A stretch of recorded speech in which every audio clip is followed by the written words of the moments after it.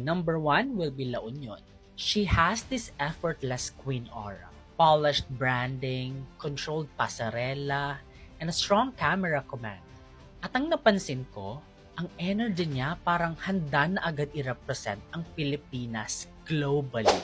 Please note na ito ay base lamang sa naging performance nila sa press presentation. Lahat ng ito ay magbabago pa as the pageant goes on. So keep in mind mga be, marami pang pwedeng manggulat sa lineup na ito. Sa totoo lang, this year's edition, sobrang dikit ng laban.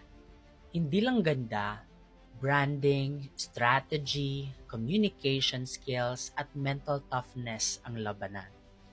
Pero kayo mga be, etong tanong ko sa inyo. Agree ka ba sa top 10 ko? Sino ang papalitan mo? At sino ang sa tingin ninyong dark horse na pwedeng magpasabog sa Finals 9? Leave your comments and opinions below. Tara, pag-usapan natin.